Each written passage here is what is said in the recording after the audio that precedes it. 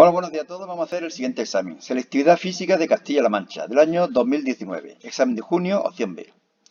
Leemos el primer ejercicio de óptica. Tenemos una lente convergente de distancia focal 100 milímetros, con la que se observa un pequeño objeto de 4 milímetros de altura situado a 60 milímetros a la izquierda de la lente. Ver el esquema junto. La luz viaja de izquierda a derecha. Realizar un esquema de rayos para la formación de la imagen, indicando de qué tipo es dicha imagen. Bueno, vamos a bajar un poco para ver el esquema. Este es el esquema que me da. Y yo aquí lo que lo hago es repetirlo y trazar los rayos. Este es el objeto, la distancia focal desde aquí hasta aquí o desde aquí hasta aquí son 100 milímetros.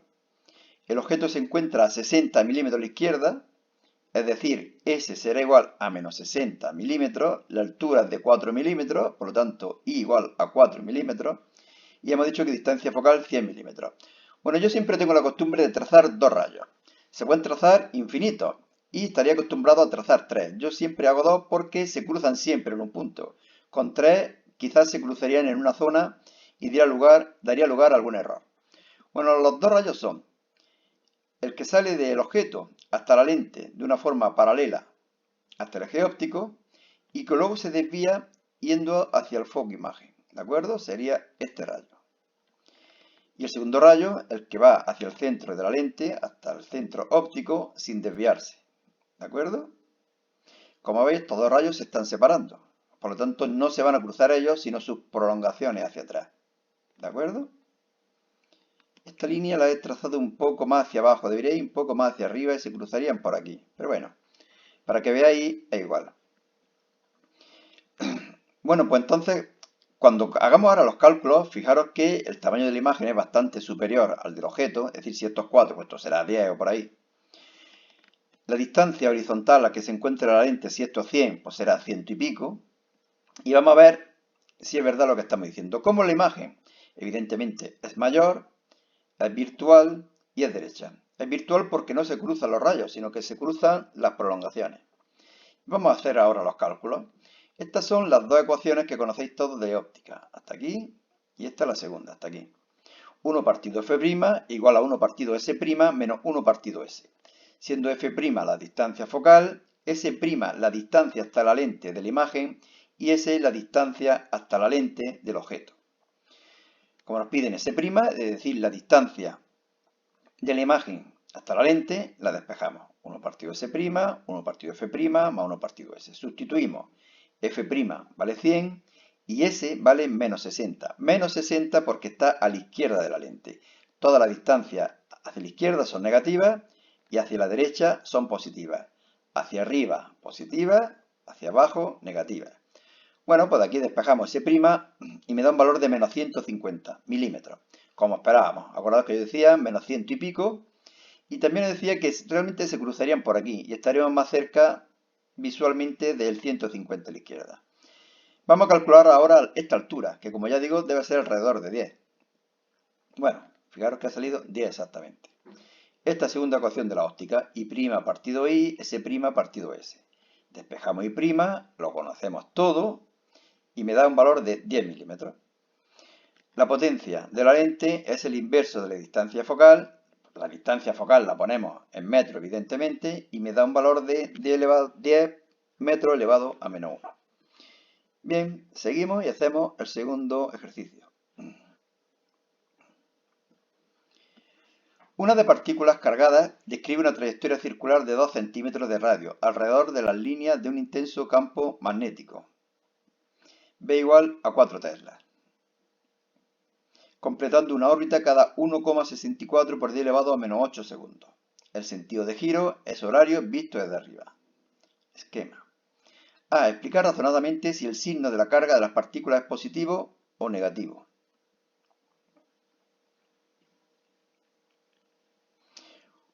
Bueno, vamos a explicar este primer apartado. Aquí tenemos los datos.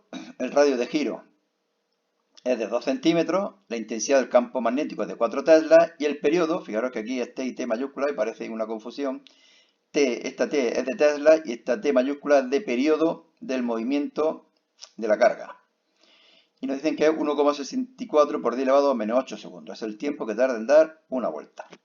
Bueno, si aplicamos aquí el principio la regla de la mano izquierda, tendríamos que poner la velocidad hacia la derecha, el campo magnético hacia arriba, y me sale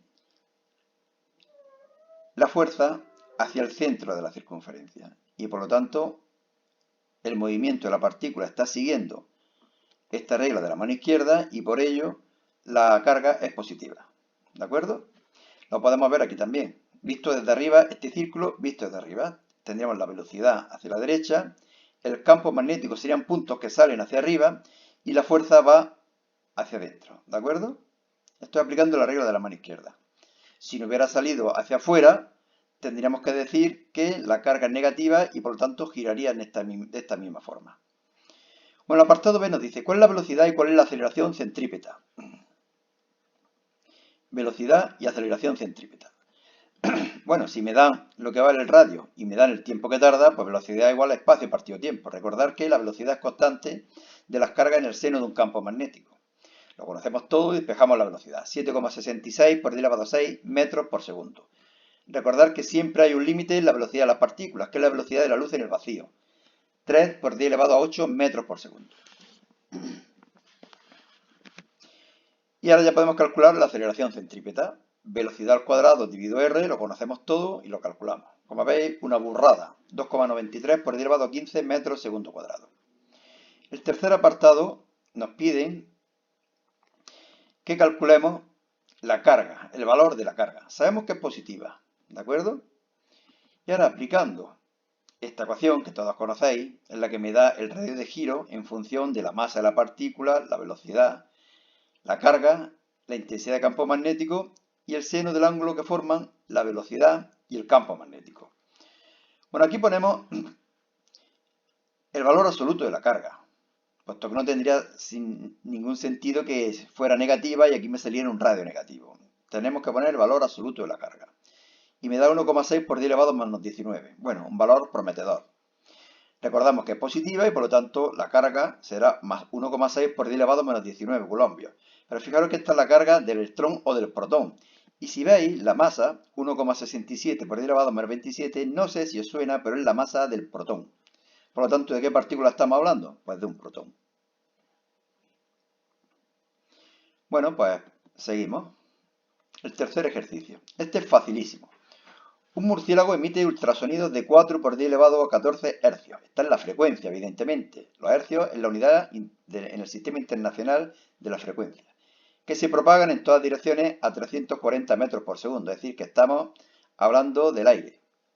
¿Cuál es la longitud de onda? Bueno, pues aplicamos esta ecuación. Velocidad igual a lambda por f, despejamos lambda y obtenemos un valor de 0,0085 metros. Y el apartado B es un poco más rebuscado. Si la potencia de emisión es de 5 por 10 elevado a menos 4 vatios, ¿cuál es la intensidad a 4 metros de distancia? La intensidad sonora es igual a la potencia dividido por la superficie, que en este caso sería esférica, que está situada a 4 metros de distancia. La superficie de una esfera es 4 pi r cuadrado, lo conocemos todo, despejamos, calculamos y obtenemos un valor de 2,49 por 10 elevado a menos 6 vatios por metro cuadrado. Seguimos. Este también es un poco raro este problema. Facilísimo, pero raro. Un condensador plano está formado por dos láminas metálicas, cada una de área 400 centímetros cuadrados, colocadas paralelamente entre sí y separadas a una distancia de 7,08 milímetros. El medio que separa ambas armaduras tiene una permitividad E sub 0 igual a 8,85 por 10 elevado a menos 12 faradios por metro. ¿Cuál es la capacidad? Pues aplicamos esta fórmula. La capacidad es igual a la permitividad, superficie y distancia. Lo sabemos todo y calculamos. Y luego nos preguntan que si las armaduras se conectan a los polos de una fuente de 12 voltios, ¿qué carga almacenará el condensador? Recordad que la capacidad de un condensador es igual a la carga que acumula dividido por el voltaje. Despejamos la carga y obtenemos un valor de 6 por 10 elevado a menos 10 coulombios. Seguimos.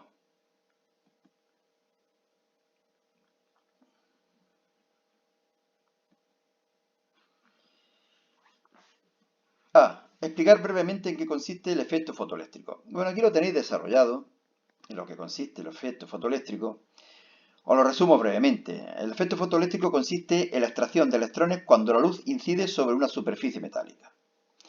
Y se requiere que la luz tenga una energía mínima, porque si no, no es capaz de arrancar los electrones. A esa energía mínima se le llama trabajo de extracción, que está relacionada con una frecuencia umbral. De tal forma que si nosotros aumentamos la frecuencia, lo que ocurre es que la energía cinética de los electrones emitidos aumenta, pero no el número de electrones emitidos. Y viceversa, si aumentamos el número de fotones que llega a la superficie, es decir, si aumentamos la intensidad de la luz, no se provoca con ello que la energía cinética sea mayor, sino que salgan extraídos mayor número de electrones. Bueno, ya digo que aquí lo tenéis, por si queréis leerlo con más detenimiento, leemos el apartado B y lo hacemos. Nos dice que tenemos un metal alcalino cuyo trabajo de extracción ya digo que es la energía mínima para arrancar electrones, es de 3,43 por 10 elevado menos 19 julios.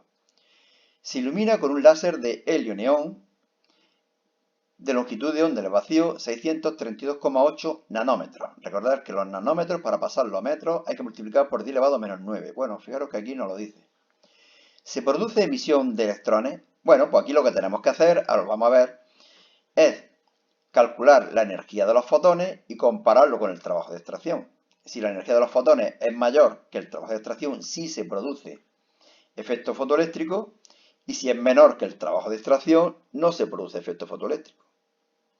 Esta es la ecuación del efecto fotoeléctrico, de Einstein del efecto fotoeléctrico. Bueno, pues vamos a calcular la energía de los fotones. La energía es igual a H por F, constante de Planck por frecuencia. O también podemos ponerlo de esta forma. Constante de Planck por velocidad de la luz en el vacío dividido lambda. Aquí lo conozco estas tres cosas, calculo y me da un valor de 3,14 por 10 elevado a menos 19. ¿Qué hago? Que comparo ese valor con el trabajo de extracción, que si lo tengo por algún lado, está aquí. Trabajo de extracción, 3,43 por 10 elevado a menos 19. Energía de los fotones, 3,14 por 10 elevado a menos 19. Esta energía es menor que el trabajo de extracción y por lo tanto no se produce el efecto fotoeléctrico, es decir, no se extraen electrones de la superficie metálica. Y vamos a hacer el último ejercicio. Nos dicen que un astronauta situado en la superficie de un satélite del sistema solar realiza un experimento de péndulos para medir la gravedad. Bueno, todos conocéis el famoso experimento del péndulo simple. Varía la longitud de los péndulos y cuenta 4 oscilaciones. Tened en cuenta este cuadro porque a mí en un principio se me había pasado. Midiendo los tiempos invertidos en completarla. Los datos obtenidos se indican en la tabla siguiente, en esta aquí. Longitud en centímetros y tiempo de las 4 oscilaciones en segundos. Hay que calcular la aceleración de la gravedad en ese satélite. Bueno, aquí lo primero que hago es deducir la ecuación que me da la gravedad. Todos conocéis esta ecuación. El periodo del péndulo es igual a 2pi raíz cuadrada de L partido G. Siendo T, como digo, el periodo en segundos, L la longitud en metros y G la gravedad en metros partido segundo cuadrado. Elevo al cuadrado y despejo G. ¿Y ahora qué es lo que hago? Repetir esta tabla pero en las unidades del sistema internacional. Los centímetros lo paso a metros dividiendo por 100 y el periodo este de 4 oscilaciones lo divido por 4 para obtener el periodo de una oscilación, el tiempo de una oscilación. Y me aparece esta segunda tabla. Lo único que hago ahora es sustituir en esta ecuación L por el valor y T por el valor. Y me da un valor de gravedad que es 1,79. Y lo repito 4 veces. L por el valor, periodo por el valor, L valor, periodo valor y L valor, periodo valor. Yo tengo estos 4 resultados. Fijaros que tienen que ser muy parecidos. Lo que no tendría sentido es que fueran, por ejemplo, 1,79, 1,80, 1,78 y 2,43. Evidentemente ahí me tendría que mosquear y repetir los cálculos. Y en todo caso, si veo que hay un dato que se separa mucho de los otros 3, lo elimino. Digo que debe estar mal tomado alguno de los datos y eliminaría ese valor. Bueno, hago la media y me da un valor de gravedad igual a 1,80 metros segundo cuadrado. Y bueno, nada más. Como siempre, suerte en los exámenes, la selectividad, si es que hay, que supongo que sí, os tendrán que ordenar de alguna forma para entrar en la universidad. Y cuidado con el bicho, que ya habrá tiempo de salir y pasárselo bien. Pues nada más, hasta luego y suerte a todos.